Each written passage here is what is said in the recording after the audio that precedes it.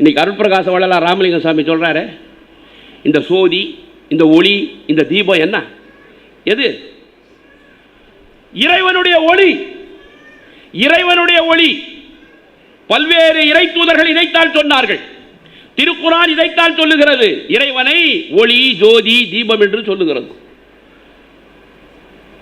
இந்து தர்மத்திலே நாம் பார்க்கிறோம், 1000 வருடங்களுக்கு முன்பாக சேக்கிழார் பெருமான் பன்னி செய்கிறார்கள். உலகலாம் உணர்ந்து ஓதற்கு அறியவன், நிலவுலாவிய நீர்மலி வேடியன், அலையில் சோதியன், அம்பலத்தாடுவான், மலர் சிலம்படி வாழ்த்தி வணங்குவான். யாரவன்? சிவபெருமான். யாரு? ஒளியானவன், ஜோதியானவன். ஒரு உருவம் என்பது ஒரு பாவனை, அவ்வளவுதான். இந்து தர்மத்தில் ஒரு பாவனை, அவ்வளவுதான். ஆவுடையார் கோயில் திருப்பெருந்துறை போகிறோம் நாமெல்லாம். எங்கே இருக்கிறது உருவம்? ஆவிதான் போயிருக்குது.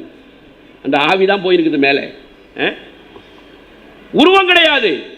இதைத்தான் நியூ டெஸ்டமென்ட் சொல்லுகிறது, புதிய ஏற்பாடு.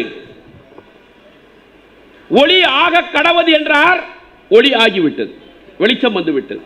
ஒளி ஆக கடவது, வெளிச்சம் வந்து விட்டது. இன்று இறை தூதரை, ஜீசஸை, Jesus world of the light அப்படின்றோம். இயேசு உலகத்திற்கு வெளிச்சமாய் இருக்கிறார். அவர் வெளிச்சம். ஆனால் அருட்பிரகாச ராமலிங்க சுவாமி அவர்கள் வெள்ளை வெளிச்சம், வெள்ளை வெளிச்சம். அகத்தே உள்ளே தான் இருக்குதப்பா.